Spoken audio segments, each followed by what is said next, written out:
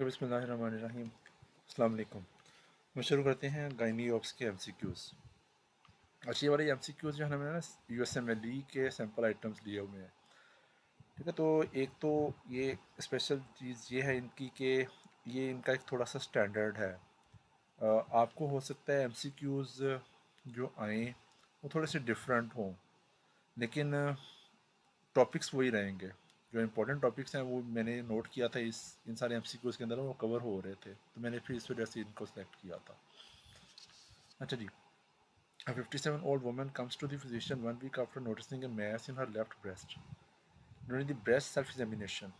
ठीक है, तो इनमें ना एक जो इम्पोर्टेंट चीज़ है ना, आप लोगों ने एक एक लफ्ज़ पे गौर करना है कि पेशेंट की ना प्रॉपर पहले हिस्ट्री देते हैं, एग्जामिनेशन देते हैं, फिर लैब्स देते हैं, लैब्स देने के बाद फिर क्वेश्चंस पूछते हैं। तो एक जब आप टॉपिक पढ़ोगे ना तो आपको अंदाज़ा हो जाएगा कि पेशेंट को हमने कैसे लेके चलना होता है।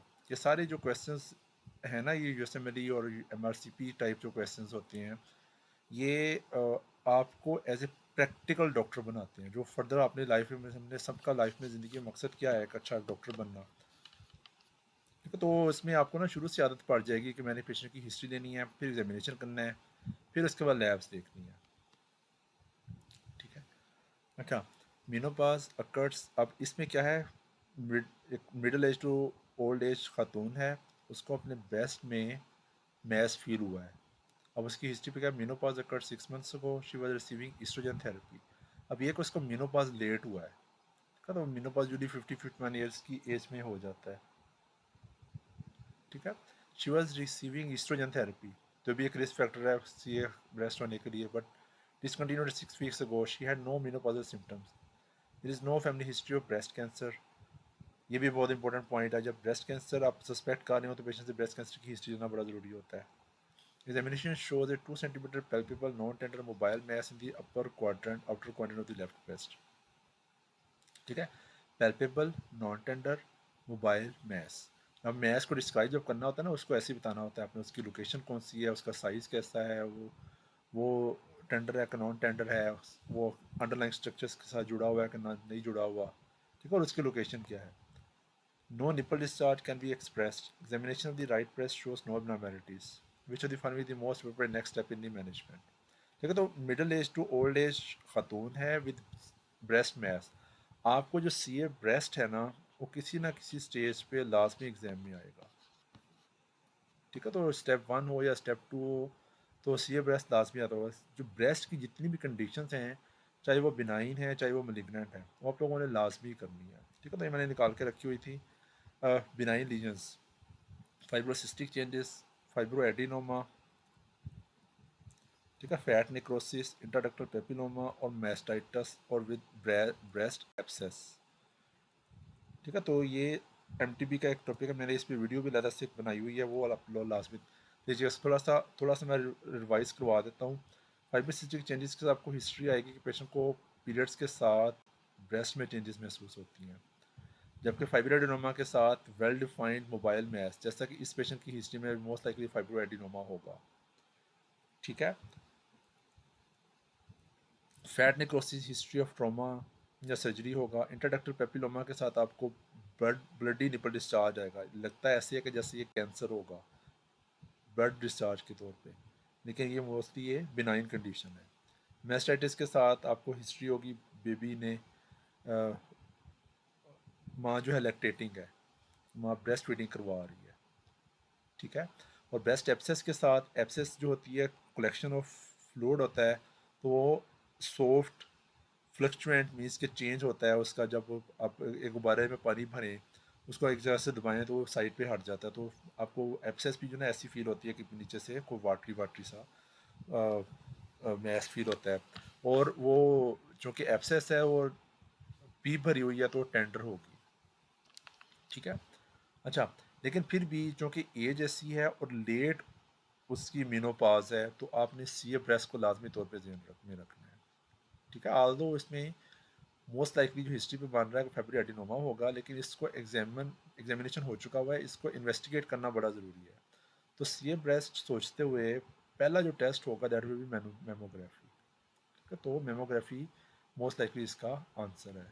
ठीक है, एग्जामिनेशन भी एक अच्छी ऑप्शन है, लेकिन चूँकि ओल्डर एज है और लेट मीनोपॉज है, ये दोनों रिस्क फैक्टर्स है किस चीज़ के, ये ब्रेस्ट के, तो मेमोग्राफी लाजमी तौर पे होनी चाहिए। ठीक है। अच्छा जी, a 27-year-old newly gravid woman, she has a severe pain with menses that has caused her to miss at least 2 days of work. Dysmenorrhoea है, ठीक है, पेन विद मेंसेस को कहते हैं dysmenorrhoea. During each menstrual cycle for the past year, she has occasional pain during sexual intercourse.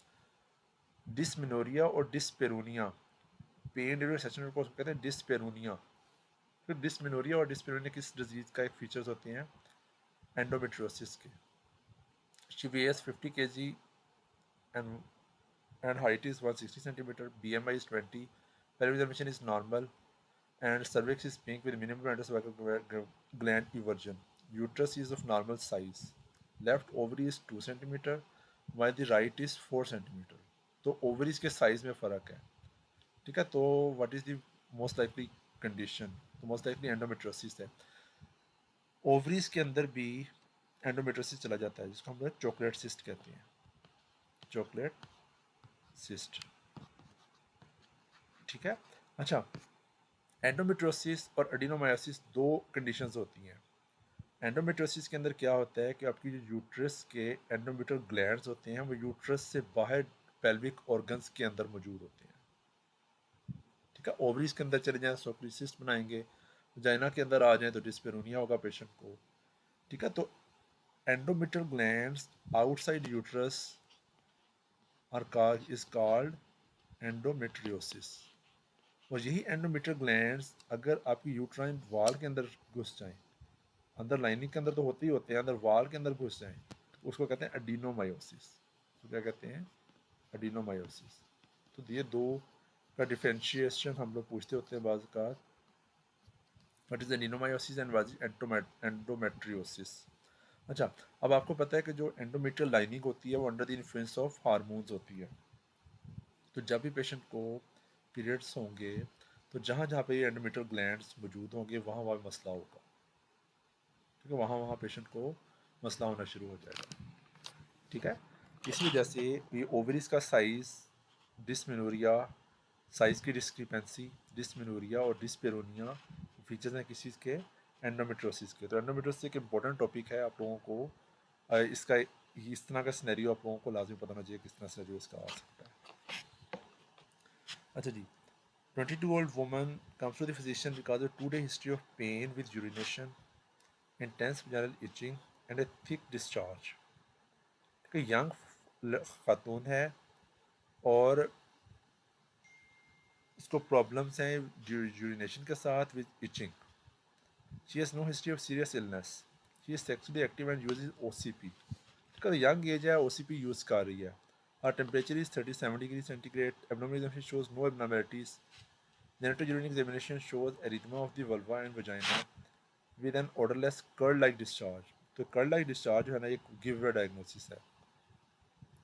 The cervix appears normal. Bimanual examination shows no abnormalities. The pH of अब यहाँ तक आप लोगों ने note किया है कि इतना पोर्शन जो था वो किस चीज़ का था, हिस्ट्री का, यहाँ तक। ठीक है, कि उसको उसकी एज क्या है पेशेंट की, उसको कंप्लेंट्स क्या आ रही हैं और हिस्ट्री में क्या क्या चीज़ें हैं। इससे नेक्स्ट वाला पोर्शन है वो एग्जामिनेशन का है। अब इससे अगल वाला जो पोर्शन है वो शुरू हो रहा है पेशेंट की इन्वेस्टिगेशंस का। ठीक है, तो एक पेशेंट को हम लोग इसी तरह ही देख रहे होते हैं प्रैक्टिकली। आप लोग जब जब किसी पेशेंट को देखते हैं तो पहले से हिस्ट्री लेते हैं, फिर उसको एग्जामिन करते हैं, फिर एंड पे इन्वेस्टिगेशंस पे आते हैं। ठीक है। अच्छा, आप लोग भी जो भी टॉपिक पढ़ा करो तो उसको ऐसे ही जेहन में रखा करो कि अगर मुझे इसका इम्तिहान में सवाल आता है तो वो कैसे पेशेंट प्रेजेंट होगा। तो इससे आप लोगों की बहुत ज़्यादा, आप लोगों का ना एक सोचने की सलाहियत में इजाफा होगा, बहुत ज़्यादा आपको वो टॉपिक याद रहेगा। अच्छा, the cervix appears normal. Bimanual examination shows no abnormalities. The pH of the vaginal discharge is 4. Wet mount appearance, preparation of the discharge with saline and KOH are obtained. The saline slide shows mature squamous epithelial cells and KOH slide shows multiple budding yeast and pseudohyphae. तो yeast में pseudohyphae किसके अंदर होते हैं, which of the following types is candidiasis के अंदर। ये तो कैंडिडा, ये जो सिनेरियो है ना, ये आप लोगों को लाजमी, ये 3 कंडीशन जो हैं, बैक्टीरियल वेजिनोसिस, ट्राइकोमोनास वेजिनलिस और कैंडिडा, ठीक है। वेजिनोसिस के साथ हिस्ट्री आएगी फिशी ऑर्डर की, ठीक है, फिशी ऑर्डर की। जबकि ट्राइकोमोनास के साथ किस चीज़ की हिस्ट्री आएगी, आपको ग्रीन डिस्चार्ज की। और कैंडिडा के साथ कर्ड लाइक, कॉटेज चीज़ या कर्ड लाइक डिस्चार्ज की, ठीक है। कैंडिडा जो है वो क्या चीज़ है, फंगल इन्फेक्शन है, ठीक है। जबकि ट्राइकोमोनास जो है ये पैरासाइट होता है, और बैक्टीरियल वेजिनोसिस बैक्टीरिया है, ठीक है। तो ये 3 सिनेरियोस आप लोगों को पता होने चाहिए कि वजाइनल डिस्चार्ज हो तो बैक्टीरियल वेजिनोसिस, उसके साथ हिस्ट्री किस चीज़ की, फिशी ऑर्डर की, ट्राइकोमोनास के साथ ग्रेनिस डिस्चार्ज की, और इसके अंदर मोटाइल पियर शेयर ट्राइकोमोनास होते हैं, और कैंडिडा के साथ curd like cottage cheese appearance, ठीक है। अच्छा जी, 27-old newly gravid woman and her husband have been unable to conceive for 12 months. She has never used contraception. तो यंग फीमेल है जो इनफर्टिलिटी के वर्कअप के साथ है, तो इनफर्टिलिटी के वर्कअप के साथ है। Menses occurs 28 days interval and her LMP was 2 weeks ago. She had a single episode of PID. अब हिस्ट्री ऑफ PID है इस पेशेंट में। 4 years ago and was treated with oral antibiotics. Vaginal examination shows no abnormalities. Cervical cultures are normal. Which of the following is the most appropriate next step in the diagnosis? अच्छा, आपको पता है अगर मैं structure बनाऊं, ये uterus है, uterus के गिर्द ये फ्लोपियन ट्यूब्स हैं, और ये ओवरीज है। ओवरीज से आपकी जो स्पर्म आता है जाके आपकी फ्लोपियन ट्यूब में, तो फ्लोपियन ट्यूब के अंदर आपको पता है यहाँ पे जाइगोट बनता है यूजली, ठीक है। फर्टिलाइजेशन यहाँ पे होती है बेसिकली, ठीक है। अगर किसी पेशेंट को पेल्विक इन्फ्लेमेटरी डिजीज़ हो तो क्या होगा, आपकी जो पेल्विस है उसके अंदर इन्फ्लेमेशन होगी। इन्फ्लेमेशन का सेक्युला क्या होता है कि रिजल्ट में, as a result of inflammation क्या होता है, फाइब्रोसिस होती है। फाइब्रोसिस से क्या चीज़ बनती है, एडहेजन्स, ठीक है। तो ये वाला स्नेरियो आपको PID के तौर पे, पेशेंट की प्रीवियस लेप्रोटमी के तौर पे, कि उसकी अपेंडिक्स रप्चर हुई थी। आपने देखा होगा पाकिस्तान में इस पेशेंट का ज़ख़म ख़राब हो जाए, वूंड ख़राब हो जाए, ऑपरेशन ख़राब हो जाए, तो क्या होता है, उसको पेट में एडहीजन्स बन सकती हैं, तो पेशेंट इंटेस्टिनल ऑब्स्ट्रक्शन के साथ आ जाता है, ठीक है। अगर यहाँ पे धागे धागे से बने हुए होंगे तो क्या करेंगे वो धागे धागे, एडहीजन्स क्या करेगी, आपकी ट्यूब्स को ब्लॉकेज करवा देंगे। तो ट्यूब की ब्लॉकेज होगी तो क्या होगा, स्पर्म आगे मूव ही नहीं कर सकेगा, और ओवा भी यहाँ से इस तरफ नहीं आ सकेगा, ठीक है। तो उसको देखने के लिए हम लोग क्या करते होते हैं, हिस्ट्रोसल्पिंजोग्राम करवाते हैं। हिस्ट्रोसल्पिंजोग्राम की आप लोगों को पिक्चर आ जाती होती है इम्तिहान के अंदर, मैं दिखाई देता हूँ मेरे ख्याल में। हिस्ट्रोसल्पिंजोग्राफी मैंने कहा, मैंने पहले भी शायद किसी को दिखाई हुई है, ठीक है। हिस्ट्रोसल्पिंजोग्राफी बेसिकली क्या होती है, कंट्रास्ट डालते हैं यहाँ से हम, ये यूट्रस के अंदर जाता है, यूट्रस से ये फ्लोपियन ट्यूब में जाता है, फ्लोपियन ट्यूब से ये आपकी स्पिल हो रहा होता है पेरिटोनियल कैविटी के अंदर, ठीक है। तो ये इससे हमें पता चलता है अगर ये यहाँ से कंट्रास्ट आगे ना जाए तो इसका मतलब है कि यहाँ पे ब्लॉकेज है, यहाँ पे एडहीजन्स हैं, यहाँ पे कोई चीज़ ऐसी पड़ी हुई है जिसकी वजह से कंट्रास्ट आगे नहीं गया।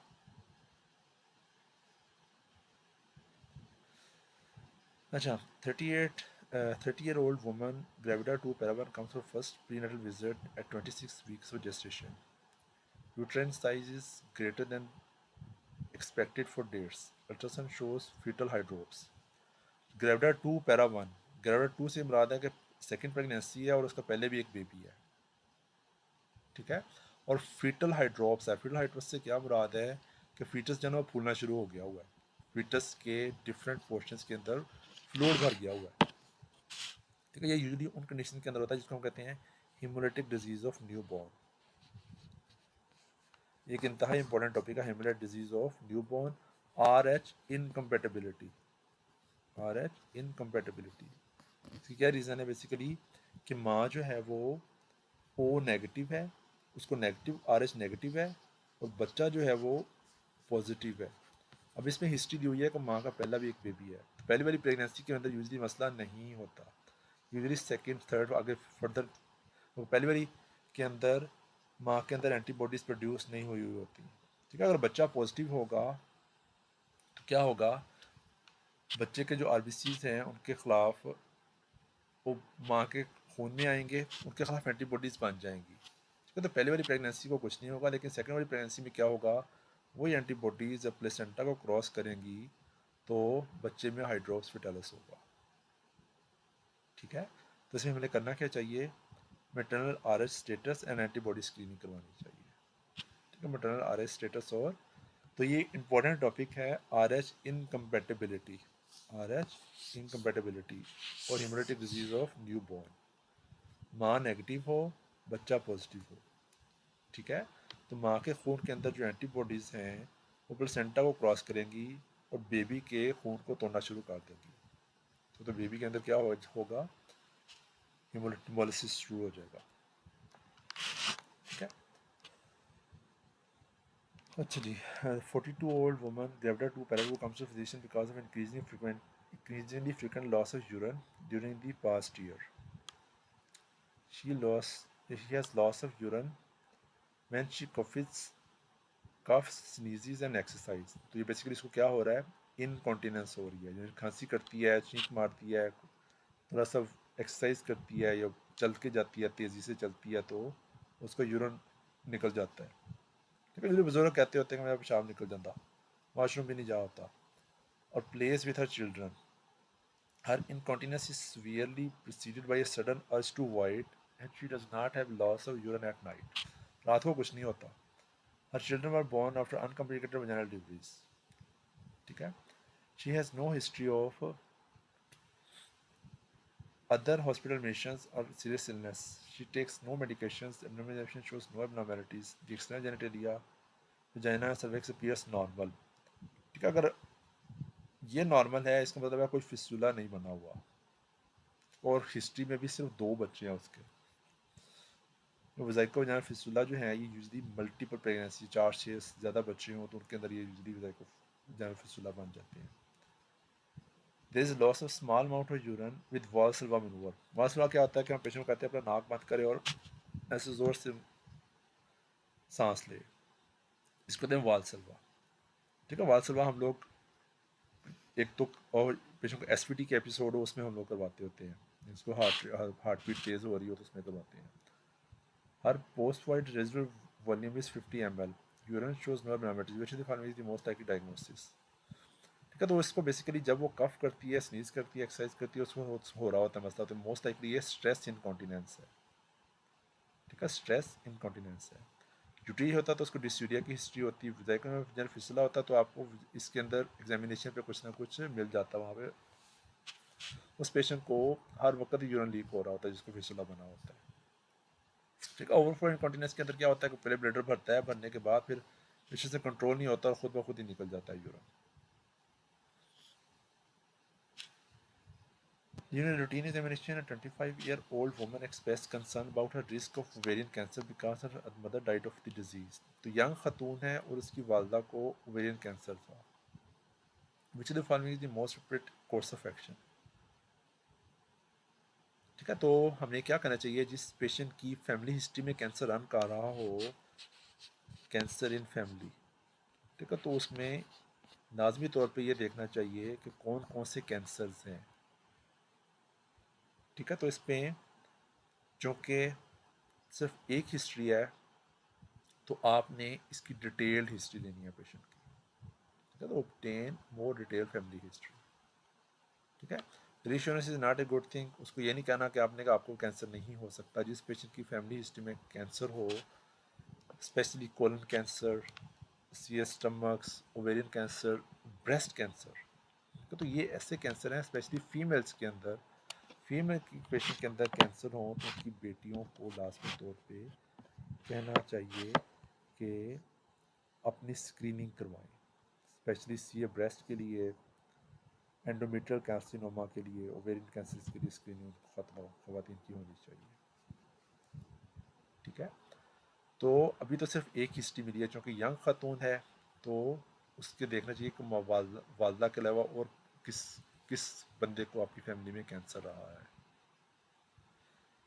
अच्छा, ये वाला जो पॉइंट है ना आपका, ये ब्रेस्ट के साथ आप लोगों को बहुत इंपॉर्टेंटली आता होता है स्टेप 2 के अंदर। ये ब्रेस्ट की जब हिस्ट्री आती है ना, हिस्ट्री की काउंसलिंग आती है आप लोगों को बेसिकली, तो काउंसलिंग में ये पॉइंट बहुत इंपॉर्टेंट आपकी उसका ना की का हिस्सा होता है कि आपने ये ज़रूर पूछा है कि फैमिली मेम्बर्स को आगे क्या करना चाहिए, फैमिली की फर्दर ख़वातीन को क्या करना चाहिए, अगर माँ को कैंसर हो गया तो उसकी बेटियों के लिए क्या हदायत हैं। अच्छा, at her 6 weeks postpartum visit, an 18-year-old woman, Gravida 1 Para 1, tells her physician that she has a pinkish vaginal discharge that has persisted since her delivery. Although it is decreasing in amount, on physical examination the uterus is fully involuted and there is no adnexal mass. तो postmortem में इसको थोड़ा बहुत discharge हो रहा है, जो कि यूजुअली नॉर्मली होता है। This finally the most preferred next step in the management, तो बेसिकली उसको रीश्योर करवाना है दैट इज़ नॉर्मल, बिकॉज उसका एग्जामिनेशन भी ठीक है और वो डिस्चार्ज आहिस्ता आहिस्ता डिक्रीज भी हो रहा है। ठीक है। अच्छा, प्रोलैक्टिन के साथ बेसिकली पेशेंट को गलेक्टोरिया होता है। बीटा एसिडी हम प्रेगनेंसी के लिए करते हैं, अभी तो उसको 6 हफ्ते हुए हैं। ठीक है। एडमिनिस्ट्रेशन ऑफ पेनिसिलिन डिस्चार्ज जो है वो परमानेंट नहीं है, तो एंटीबायोटिक देने की ज़रूरत नहीं है। डायलिटेशन और क्यूरेटाज उन कंडीशन में करते हैं जब पेशेंट को ब्लीडिंग हो रही हो। ठीक है। सस्पेक्ट कर रहे हो कि रिटेन्ड प्रोडक्ट्स ऑफ कंसेप्शन अंदर पड़े हुए हैं, अल्ट्रासाउंड पे कोई चीज़ आपको मिल जाती है। ठीक है। एग्जामिनेशन पे आपकी टेंडर यूट्रस मिल जाती है, यूट्रस का साइज इंक्रीज मिल जाता है, इसमें सारी चीज़ें नॉर्मल थी, इस वजह से ये नॉर्मली ही है पेशेंट। अच्छा जी, a 32-year-old newly gravid woman comes to the physician because of 6 week history of persistent false smelling vaginal discharge and vaginal itching। अब एक और सवाल वजाइनल डिस्चार्ज के साथ, वजाइनल डिस्चार्ज का कोई ना कोई क्वेश्चन आप लोगों को किसी के स्टेज पे लाजमी आएगा। Her symptoms have not improve despite 2 weeks of treatment with over the counter antifungal medication and fluconazole। She has been sexually active and monogamous with her boyfriend during the past year and they use condoms consistently। Examination shows excoriated labia and erythematous vaginal mucosa। There is frothy, watery grey discharge in the posterior vaginal ward. A wet mountain of the discharge shows numerous multiflagellated organisms। तो multiflagellated organism कौन सा है? Again ये वाला page. ठीक है। Flagellated organ कौन सा है? ट्राइकोमोनास। ठीक है। इन्फ्लेमेशन स्ट्रॉबेरी, इसके अंदर वो इन्फ्लेमेशन वाली अपने फीचर्स देखे। इसके अंदर इन्फ्लेमेशन पे क्या था? Excoriated labia and erythematous vaginal mucosa. Erythematous means redness, strawberry mucosa जिसको हमने पीछे बोला हुआ। तो मसला दिस इज ट्राइकोमोनास विजिनालिस। अच्छा, ह्यूमोफिलस ड्यूक्राई के साथ पेशेंट को शंक्राइड होता है। नेसेरिया गोनोरी के साथ डिस्चार्ज होता है, पीआईडी होता है, पेल्विक इन्फ्लेमेटरी डिजीज होती है। सूडोमोनास वुंड्स के इन्फेक्शन को होता है, ब्रोंकाइटिस का पुरानी हो जाए तो उसके अंदर होता है। ट्रेपोनम पिलिडियम के साथ पेशेंट को सिफिलिस होता है। तो एसटीआईज जो है ना, एसटीआईज मैंने निकाल के पेज रखा है आप लोगों के लिए, किधर होगा ये रहा। एसटीआईज जो है ना, इंतहाई इंतहाई इम्पोर्टेंट टॉपिक है। किसी भी इस पेज की एक तस्वीर ले लें, स्क्रीनशॉट ले लें। ये मैंने पढ़ाने के लिए इसको ना ऐसे मैंने डाउनलोड किया था। ठीक है। तो सेक्सुअली ट्रांसमिटेड इन्फेक्शंस अल्सरेटेड होते हैं और नॉन अल्सरेटेड होते हैं। और अल्सर को हम दो हिस्से में डिवाइड करते हैं, पेनफुल अल्सर और पेनलेस अल्सर्स। ठीक है। अच्छा, अगर आपको हिस्ट्री के साथ ये आए कि पेशेंट को इस तरह की लीजन्स हैं, फिंगर लाइक लीजन्स हैं, तो जेनिटल वार्ड्स हैं, ह्यूमन पेपिलोमा वायरस। ठीक है। पेनफुल पेप्यूल्स हैं तो हर्पीज़ है। ठीक है। इसके अंदर जब जो सॉरी इसमें वेजिकल्स होती हैं, वेजिकल्स रप्चर करती हैं तो छोटे छोटे स्मॉल अल्सर्स बनते हैं, तो ये पेनफुल अल्सर्स होते हैं, हर्पीज़ के पेनफुल अल्सर्स होते हैं। ठीक है। शैंक्राइड्स के साथ पेशेंट को टेंडर लिम्फ नोड्स होते हैं और इसमें भी पेशेंट को टेंडर अल्सर बनता है। ठीक है। अल्सर के साथ सिफिलिस के साथ पेशेंट को पेनलेस अल्सर बनता है। सिफिलिस के साथ पेनलेस अल्सर, ट्रेपोनेमा पेलिडम होता है इसके अंदर ऑर्गेनिज्म। शंक्राइड के साथ हीमोफिलस ड्यूकराई होता है, ठीक है। ट्राइकोमोनस के साथ फ्लैजिलेटेड ऑर्गेनिज्म होता है। फ्लैजिलेटेड, ये फ्लैजिलेंट फ्लैजिलेटेड ऑर्गेनिज्म जैसे हमने पढ़ा थोड़ी देर पहले। HIV का आप लोग सब लोग जानते हैं, वायरस होता है, सेक्सुअल ट्रांसमिशन है इसकी। पेरिफेरल इन्फ्लेमेटरी डिजीज के साथ पेशेंट को क्लेमीडिया और गोनोरिया होते हैं, ठीक है। हेपेटाइटिस बी के साथ पेशेंट को हेपेटाइटिस, आपको पता है बी और सी, लिवर इन्फ्लेमेशन होती है। प्यूबिक लाइस और स्केबीज ये भी ट्रांसमिट हो जाती हैं, ठीक है। क्लेमीडिया और गोनोरिया ये दोनों क्या करवाती हैं, PID करवाते हैं, पेल्विक इन्फ्लेमेटरी डिजीज़ करवाती हैं, ठीक है। तो ये पेज इसको बार बार देखें, इसमें बड़े क्लूज आपको हैं कि आपने इसको याद कैसे करना है। वार्स को कैसे याद रखना है, हर्पीस को कैसे याद रखना है, शंक्राइड को, सिफिलिस को, ट्राइकोमोनास को, ठीक है। इनके MCQs बार बार आप लोगों को किसी न किसी इम्तिहान में, स्पेशली अगर आप लोग जो फ़ॉरेन इम्तिहान देते हैं तो आपको पता है कि वहाँ पे वो सेक्सुअली जो है ना, मल्टीपल सेक्सुअल पार्टनर्स होने की वजह से वहाँ पे सेक्सुअली ट्रांसमिटेड डिजीज़ ज़्यादा हैं।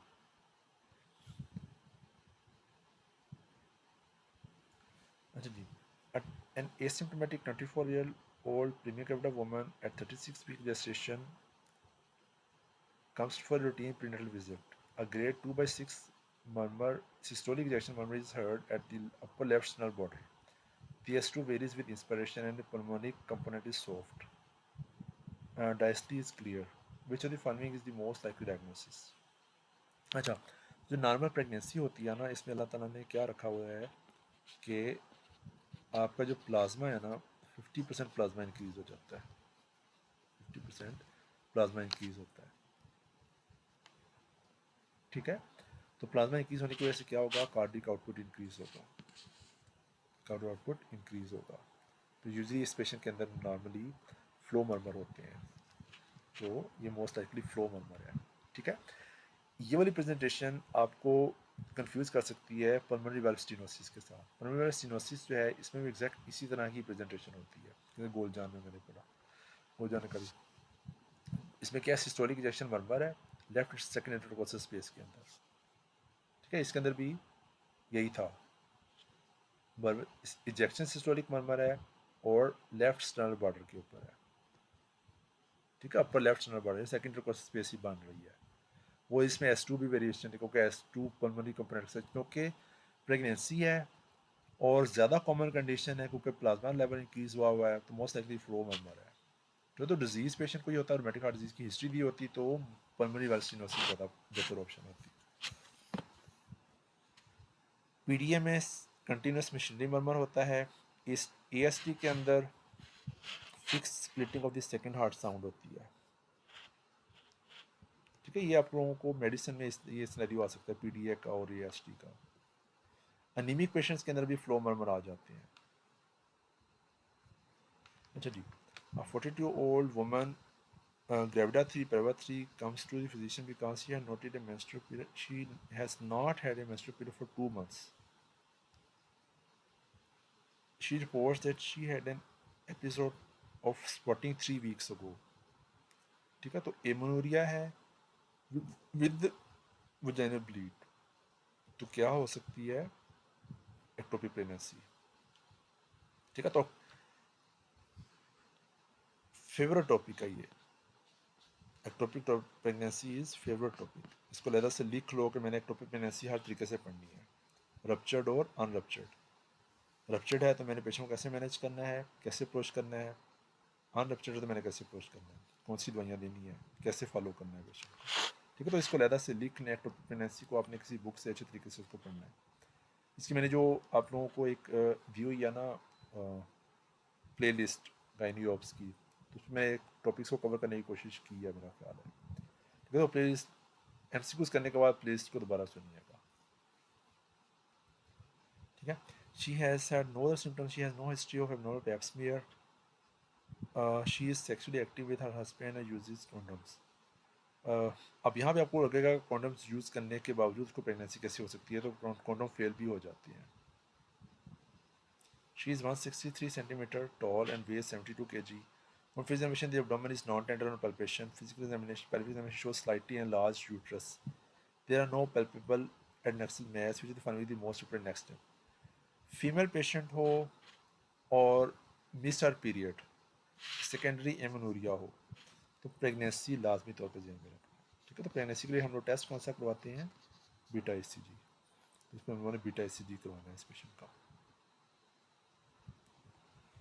ठीक है, अच्छा अगर यही वाला स्नैरियो आता अगर पेशेंट का कि पेशेंट की को अनएक्सप्लेन्ड शॉक है और ये वाला स्नैरियो आ रहा था, उसमें अनएक्सप्लेन्ड शॉक से क्या मुराद है, उसकी पल्स रैपिड हो रही है, ब्लड प्रेशर कम हो रहा है, वो वजाइनल स्पॉटिंग की हिस्ट्री है थोड़ी बहुत, तो वो रप्चर्ड एक्टोपिक प्रेगनेंसी है, उस पेशेंट को उसी वक्त एक्सप्लोरेटरी रिपोर्ट में की ज़रूरत है। ठीक है, तो रप्चर्ड एक्टोपिक प्रेगनेंसी का स्नैरियो आप लोगों को स्टेप 2 के अंदर बड़ा कॉमनली आता है, क्योंकि इसके अंदर आप लोगों ने पेशेंट को हमने आपसे रिससिटेशन के स्टेप्स पूछने होते हैं। तो पेशेंट को फ़ौरन आईवी फ्लूइड लगाएंगे, ब्लड लगाएंगे, उसको शिफ्ट करेंगे वहाँ पे ओटी के अंदर और उसकी सर्जरी करेंगे। अच्छा जी, 57-year-old woman comes to the physician for routine health maintenance examination. She takes a multivitamin, calcium, post menopausal है, ओल्ड एज है। ठीक है, तो कैल्शियम हम लोग दे देते हैं ऑस्टियोपोरोसिस से बचने के लिए। She has followed A vegan diet for 30 years। तो वीगन डाइट से क्या मुराद है कि वो गोश्त खोर नहीं है। She exercises daily for 30 minutes। She does not smoke cigarettes and alcohol. There is family history of osteoporosis. ठीक है, ऑस्टियोपोरोसिस आ गया। मेनोपॉज के बाद ऑस्टियोपोरोसिस ज़्यादा रैपिडली प्रोग्रेस होता है। ठीक है, आपके जो हार्मोन्स होते हैं फीमेल्स के वो प्रोटेक्टिव होते हैं। आपने देखा होगा फीमेल पेशेंट्स में इस्कीमी हार्ट डिजीज का रिस्क कम होता है मेल्स की निस्बत। ठीक है, और जब तक उनके पीरियड्स चलते रहते हैं उनका इस्कीमी हार्ट डिजीज का रिस्क कम होता है, लेकिन जब पीरियड्स बंद हो जाते हैं, मेनोपॉज होता है, तो इस्कीमी हार्ट डिजीज का रिस्क मेल पेशेंट्स के बराबर हो जाता है। ठीक है, she is 168, 5 foot 6 inch tall and weighs 60 kg। तो उसका वजन कम है। Examination shows no abnormalities, bone density shows evidence of low bone density। तो लो बोन डेंसिटी किस चीज़ को शो कर रही है, ऑस्टियोपोरोसिस को। इसकी फैमिली हिस्ट्री भी है तो अब इसको भी बोन लाइकली ऑस्टियोपोरोसिस हो रहा है। She prefers not to be treated with medications. The physician recommends that the patient increase her daily dose of calcium supplement। The most appropriate next time manage the calcium with which of the following। तो calcium लेने के साथ उसको vitamin D भी लेना चाहिए। ठीक है, तो क्योंकि उसकी बोन डेंसिटी कम है तो उसको विटामिन डी साथ देना चाहिए। अच्छा, विटामिन डी से रिलेटेड बहुत सारे क्वेश्चंस आपको आ सकते हैं कि विटामिन डी जो है ना उसकी एक्टिवेशन कहाँ पे होती है। एक एक इसका पॉइंट लिवर के अंदर होता है, पहली हाइड्रोक्सीलेशन, दूसरी हाइड्रोक्सीलेशन आपकी किडनीज के अंदर होती है। तो इस वजह से रीनल फेलियर के पेशेंट में विटामिन डी डेफिशिएंसी हो जाती है। ठीक है, विटामिन डी कैल्शियम और फास्फेट दोनों को एब्जॉर्व करवाता है। ठीक है, विटामिन डी की डेफिशिएंसी की वजह से पेशेंट को ऑस्टियोपोरोसिस होती है, वाइट ऑस्टियोमलेशिया होता है। अच्छा, 27 A 2.7 kg male newborn is born at 37 weeks of gestation to 27-year-old woman with death two after an uncomplicated labor and delivery. The mother has no medical insurance and did not receive any prenatal care. She says she did not have any health problem during the pregnancy, but she continued to consume 2 bottles of beer weekly। ठीक है, तो इसका मतलब है कि वो pregnancy के दौरान भी उसको, चूँकि उसने प्रीनेटल केयर ली नहीं, उसको किसी ने बताया नहीं कि इस प्रेगनेंसी में शराब नहीं पीनी। ठीक है, she does not take any medications, vitamins, herbal supplements। Her diet is mostly of rice and beans। Examination of the newborn shows spina bifida। आया उसको कॉम्प्लिकेशन शुरू हो गया, बच्चे में कॉम्प्लिकेशन आ गई, तो न्यूरल ट्यूब डिफेक्ट हो गया उसको। ठीक है, spina bifida is neural tube defect. Which of the following measures during the mother's pregnancy is most like to have prevented this child's deformity. तो आपने देखा होगा कि जब प्रेगनेंसी शुरू होती है तो हम ख़वातीन को आयरन और फोलिक एसिड, ये दो चीज़ें लाजमी तौर पे देते हैं। ठीक है, तो फोलिक एसिड जो है ना वो किस चीज़ से बचाता है, स्पाइना बाइफिडा से, न्यूरल ट्यूब डिफेक्ट से, न्यूरल ट्यूब डिफेक्ट से बचाता है। तो उसको क्या देना चाहिए था, हमें फोलिक एसिड सप्लीमेंटेशन देनी चाहिए थी। ठीक है, अल्कोहल से भी मना करना चाहिए था, लेकिन और फीटल अल्कोहल सिंड्रोम उसको नहीं हुआ, उससे एक अलग से कहानी होती है। ठीक है, चूँकि अल्कोहलिक्स में मेल न्यूट्रिशन भी तो हो जाती है ना, शराबी पीते रहते हैं, खाना खाते ही नहीं। और उसके बाद में आपको लंबे अरसे बाद क्रॉनिक पैंक्रेटाइटिस हो जाता है, उससे मेलन्यूट्रिशन हो जाती है।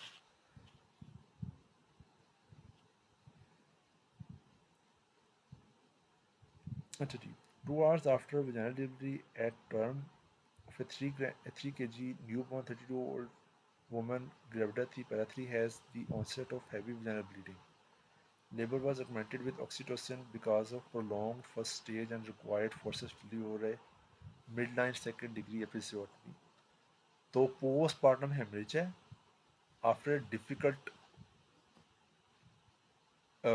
डिलीवरी, ठीक है। तो प्रोलॉन्ग लेबर था उस पेशेंट में, तो उसमें होगा क्या, पोस्टपार्टम हेमरेज की जो सबसे important cause is uterine Atomy, uterine Atomy, ठीक है।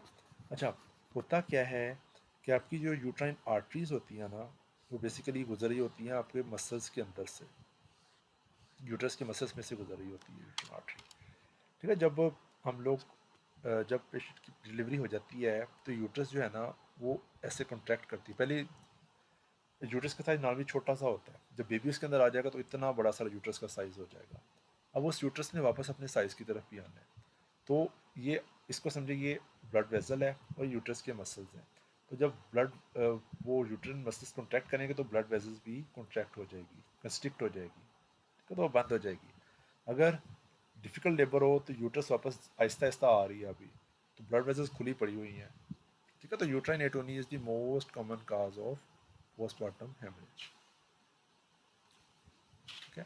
अच्छा, the abdomen is soft non tender, examination shows a boggy uterus palpated 4 cm above the umbilicus. Normal uterus को पैल्पेबल नहीं होना चाहिए, ठीक है, नॉर्मल यूट्रस को पैल्पेबल नहीं होना चाहिए। तो अभी भी पैल्पेबल हो रही है, इसका मतलब है कि वो पूरी तरह वापस नहीं गई, ठीक है। तो इस वजह से इसका पहला इलाज होता है यूट्रस का मसाज करना। और हेमरेज जब भी आए तो हेमरेज में आप लोगों ने क्या करना है, पेशेंट को रिससिटेट करना है, उसको आई फ्लूइड लगाना है, ब्लड लगाना है। इस वजह से हमने देखा होगा प्रेगनेंसी में हम लोग हमेशा पेशेंट को, जो हॉस्पिटल्स होते हैं उनका मेन काम क्या होता है गायनी वार्ड के अंदर डिलीवरी के टाइम, ब्लड का अरेंज करो, ब्लड का इंतज़ाम करो, ठीक है। अटेंडेंट्स को के पीछे पड़े हुए होते हैं, वो हमारी हॉस्पिटल्स है ना, वो कहती हैं कि डॉक्टर साहब हमें वो बस ब्लड बैंक के हम लोग चक्कर लगाते रहते हैं। पीजीज डांटते हैं, जो भाग के जाओ जाके ब्लड बैंक वाले से वो ब्लड पकड़ के लाओ।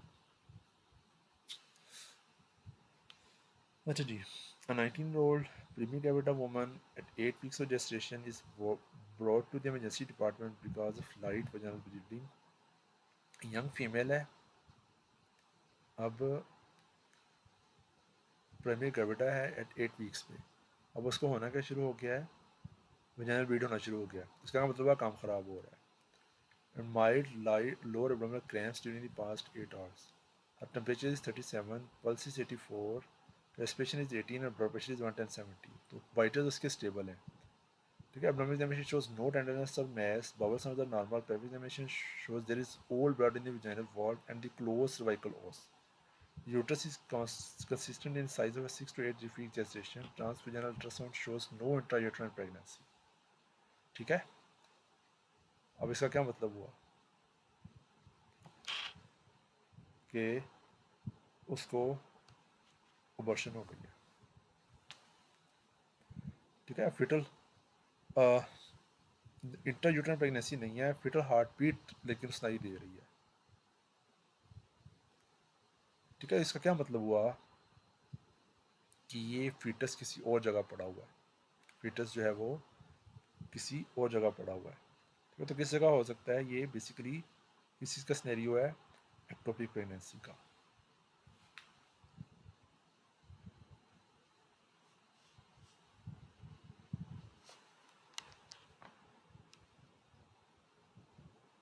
अच्छा, इसमें ना एक छोटी सी है मसला कि सारे वाइटल्स भी नॉर्मल है पेशेंट के, ओस भी क्लोज्ड है, तो ये बेसिकली पेशेंट को अबॉर्शन हो गई है, लेकिन ये एक फिक्रा डाल के ना इन्होंने काम ख़राब किया है। fetal heartbeat is seen, which is finally the most important next step in management। तो बेसिकली इस पेशेंट को तो आइडली चूँकि स्टेबल है, अगर अबॉर्शन हो गई है तो डिस्चार्ज कर देना चाहिए, लेकिन अगर फिटल हार्ट बीट है तो इसका मतलब किसी और जगह पे पड़ी हुई है, तो वो एक्टोपिक प्रेगनेंसी होगी। तो इस कंडीशन में हमें लेप्रोस्कोपी करनी चाहिए। ठीक है। अच्छा, मैंने ना आप लोगों ने जो अबॉर्शंस की जो टाइप्स हैं ना वो लाजमी करके जानी है। कंप्लीट अबॉर्शन क्या होता है कि no products of conception are found. Incomplete abortion क्या होता है कि some products of conception are seen. Inevitable से क्या मुराद है कि अब प्रेगनेंसी अब जो है ना वो बच्चा लॉस हो ही हो। Conception products of conception intact but cervix is dilated. ठीक है। और थ्रेडेड अबॉर्शन से क्या मुराद है, अगर इसको पेशेंट को बेड रेस्ट ना करवाएगा तो ये प्रेगनेंसी लॉस हो सकता है। ठीक है। Products of conception intact and no dilatation of the cervix, तो ये दोनों में डिफ्रेंशिएट करता है, इनएविटेबल में और थ्रेटन में। इसके अंदर सर्विक्स की डायलेटेशन होती है, इसके अंदर डायलेटेशन नहीं होती। ठीक है, इसमें डायलेटेशन नहीं होती, इसके अंदर डायलेटेशन होती है। मिस्ड अबॉर्शन से क्या मुराद है कि बेबी अंदर ही फोत हो गया। सेप्टिक अबॉर्शन से क्या मुराद है कि अंदर इन्फेक्शन हो गया हुआ है। ठीक है, तो ये जो अबॉर्शन की जो टाइप्स है ना ये लाजमी तौर पे करके जाइएगा, इसमें से क्वेश्चन आ जाते होते हैं। ठीक है। अब इस पेशेंट को मोस्ट लाइकली कंप्लीट अबॉर्शन हो गई है। ठीक है, no products of conception is found, os is closed. ठीक है, इस पेशेंट को और जो है वो भी नॉर्मल है, इसके क्या कहते हैं उसको वाइटर्स भी नॉर्मल है। तो सिर्फ एक फ़िक्रा इन्होंने डाला हुआ है, fetal heart beat is seen. अगर इस फिक्र को मैं निकाल दूँ तो ये स्नैरियो सारा बन रहा है मिस्ड अबॉर्शन का, ना कंप्लीट अबॉर्शन का, सॉरी कंप्लीट अबॉर्शन का। तो ये अबॉर्शन की जो टाइप्स हैं ये लाजमी तौर पे की डेफिनेशन याद करके जाइएगा। अच्छा जी, a 16-year-old girl is brought to the emergency department with 6 hours after the onset of moderate lower abdominal cramps and intermittent nausea. She has not vomited during this time. She says that her LMP was 2 months ago. तो young female है with delayed menstruation and she has had intermittent bleeding since then. ठीक है, तो ये किसी का scenario बन रहा है यहाँ तक एक्टोपिक प्रेगनेंसी का, including spotting for the last 2 days. Minarki was at the age of 15. Menses occurs irregular. She is sexually active and uses condoms inconsistently. Her temperature is 38. Vitals इसके अनस्टेबल हो रहे हैं, टेम्परेचर भी raised है, pulse भी ज़्यादा है, respiration भी ज़्यादा है, ब्लड प्रेशर ठीक है। Examination shows A soft woman with lower quadrant tenderness specially on the right. तो राइट साइड एक साइड पे टेंडरनेस है, ऐसा मतलब है कि उसको मसला है। Bowel sounds are normal. Pelvic examination shows scant vaginal bleeding and palpable tender adnexal mass. अब adnexal mass का मतलब ये है कि उसको ectopic pregnancy है। The cervix appears normal. There is no cervical motion tenderness. Cervical motion tenderness PID के अंदर होती है, pelvic inflammatory disease में होती है। Which is finally the most appropriate next step in the management. ठीक है, तो इस पेशेंट की हमें लेप्रोस्कोपी करनी चाहिए। ठीक है, तो एक्सप्लोरेटरी लेप्रोस्कोपी करनी चाहिए। तो लेप्रोस्कोपी का हम डायरेक्ट देख सकते हैं कि कहाँ पे मसला हो रहा है पेशेंट को। ठीक है। A 13-year-old girl is brought to the physicians because of 1 year history of intermittent irregular vaginal bleed. The bleeding ranges from young female है with irregular bleed. तो इस एज में मिनारकी शुरू हो रही होती है, बेसिकली मेंसेस शुरू हो रहे होते हैं। Bleeding ranges from heavier than normal menstrual occurs every 2 to 8 weeks, lasts for 10 days to 30 days. तो ये बड़ा ही क्या कहते हैं ना डिबिलिटेटिंग है कोई यंग बच्ची, छोटी सी बच्ची के लिए कि उसको हर वक्त ब्लीडिंग ही होती जा रही है। Examination shows a pink, well-regulated vagina with a no discharge. The cervix appears normal. The uterus is 6 centimeters in length, regular in contour and non-tender. There are palpable normal-sized non-tender ovaries. तो examination पे ऐसा कोई normality नहीं है। It will be the most appropriate pharmacotherapy. तो उसकी periods को regular करने के लिए हम लोग पेशेंट को OCPs देते हैं। ठीक है, तो पेशेंट को ओरल कंट्रासेप्टिव्स देंगे। अच्छा जी, a previously healthy 25-year-old woman, Gravida 2 Para 2, comes to the emergency department because of 3-day history of painful swelling in her vaginal area. Painful swelling. In her LMP 2 months ago, she is sexually active with one male partner and uses depoxyprogesterone for contraception. Her temperature is 38, pulse is 96, respiration is 16, blood pressure is 120/80. Examination shows 4 centimeter tender mass in the inferior aspect of the left labium.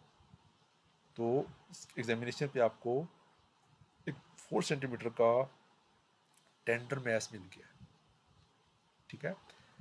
This swelling and tenderness prevent insertion of either speculum और finger into the vagina. तो examination पे उसको patient को सख्त tenderness हो रही है, इसकी वजह से एग्जामिनेशन हो नहीं पा रहा, ठीक है। Which are the following is the most likely diagnosis. तो मोस्ट लाइकली ये आपकी जो एब्सेस बनी हुई है पेशेंट को, this is Bartholin gland abscess. Chancroid के साथ पेशेंट को क्या होगा, ये एसटीडी है, पेनफुल अल्सर बनेगा, ठीक है। कुंडाइलोमेटा के साथ इसमें भी आपको छोटे छोटे वो बनते हैं, लियंस बनती हैं। हर्पिस सिम्पलेक्स के साथ वेजिकल्स बनती हैं। लिम्फोग्राम वेरिएंट के साथ टेंडर लिम्फोडिनोपैथी होती है। सिफिलिस के साथ पेनलेस अल्सर होता है, ठीक है। इसके अंदर लोकल एक 4 सेंटीमीटर का टेंडर मैस है, तो most likely this is Bartholin gland infection, Bartholin gland abscess है। तो ये एब्सेस की ड्रेनेज करनी चाहिए इस पेशेंट के अंदर, साथ एंटीबायोटिक्स देनी चाहिए। अच्छा जी, a 22-year-old pregnant woman at 36 weeks gestation is brought to the emergency department by ambulance after being found unconscious by her husband. Paramedics report that she was having tonic-clonic movements. Pregnant lady उसको fits पड़ रही है, ठीक है। Pregnant lady उसको fits पड़ रही है, तो ये लफ्ज़ याद रखने हैं, अब ये 2 पॉइंट्स याद रखने हैं। Now have stopped. Her last visit to the physician 2 weeks ago. Pregnancy has been uncomplicated. On arrival, she is awake, lethargic, mildly confused. She said that she had a headache and did not feel well earlier in the day. She has no history of serious illness. Her only medication is a prenatal vitamins. Her temperature is 37 degrees. Pulse is 80. Respiration is 18. Blood pressure is 170, 110. तो blood pressure is raised. तो क्या क्या चीज़ें हैं, एक तो pregnancy है, last trimester है, हिस्ट्री ऑफ फिट्स है, ठीक है, और रेज्ड ब्लड प्रेशर है। किस चीज़ का स्नेरियो है, मोस्ट लाइकली एक्लेम्शिया का। Examination shows not under soft uterus consistent with 30 weeks gestation, is intact, motor function is normal, DTR are 3+, which is the following the most likely, ठीक है। तो most likely this is eclampsia, ठीक है। Pre eclampsia क्या होता है, eclampsia क्या होता है, fatty acute fatty liver of pregnancy क्या होता है, और हेल्प सिंड्रोम क्या होता है, LNP, ठीक है। तो ये चारों बेसिकली एक ही डिजीज़ के कंपोनेंट्स हैं। प्री एक्लेम्शिया में प्रोटीन यूरिया होता है पेशेंट को with hypertension, protein urea, patient को यूरिन में प्रोटीन आ रही होती है। एक्लेम्शिया में 7 फिट्स शामिल हो जाते हैं, ठीक है। एक्यूट फैटी लिवर डिजीज़ के साथ पेशेंट को साथ लिवर डिजीज़ हो जाती है, लिवर फेलियर हो जाता है, लिवर फेलियर हो जाता है, ठीक है। जबकि हेल्प सिंड्रोम के साथ पेशेंट को हिमोलिसिस होती है, एलिवेटेड लिवर एंजाइम्स होते हैं और लो प्लेटलेट होता है। तो ये चारों एक ही डिजीज़ के कंपोनेंट्स हैं, ठीक है। तो इनका किसी का आपको क्वेश्चन आ सकता है, मैंने इसलिए चारों पढ़ा दी हैं आपको। तो मैं इन सब का इलाज बेसिकली क्या होता है, बेबी को निकालना, डिलीवरी करना है as soon as possible, remove the products of conception, ठीक है। अच्छा, तो इस पेशेंट को मैनेज कैसे करेंगे, उसको स्टेबलाइज करेंगे, उसका ब्लड प्रेशर कंट्रोल करेंगे, उसको IV मैग्नीशियम सल्फेट शुरू करवाएंगे और उसकी एज सून एज पॉसिबल उसकी डिलीवरी करवाएंगे, ठीक है। अभी के लिए इतना काफ़ी है। आप लोग जो है वो ये जो मैंने 3-4 आप लोगों को पेजेस दिए हैं, इन पेजेस को पढ़ें बार बार, MCQs पे उसको स्टॉप करके खुद पहले हल करने की कोशिश करें, सिनेरियो को पढ़ें। ये वाले जो सिनेरियोज़ हैं ना, ये बड़े इंपॉर्टेंट सिनेरियोज़ हैं सारे के सारे, ठीक है। आज मेरे USMLE की बुक से नहीं है, लेकिन टॉपिक तो वही है ना। मेरी आप लोगों को से एक भाइयों वाली एडवाइस ये होगी कि जब आप लोग को कोई MCQ नहीं आता ना, उसको खुद हल करने की कोशिश करें, बुक पढ़ें, ठीक है। तो आप लोग सोशल मीडिया पे आप कोशिश करें टाइम कम से कम हो सारे, सोशल मीडिया आप लोगों को बहुत ज़्यादा तंग करेगा, ठीक है। तो कोशिश करें व्हाट्सएप पे, फेसबुक पे टाइम कम से कम हो जाने को, टाइम थोड़ा है। इस 50 मिनट्स में मैंने आप लोगों को कम से कम 15-20 टॉपिक्स मैंने पढ़ाए हैं, ठीक है। ओके, थैंक यू, अल्लाह हाफिज़।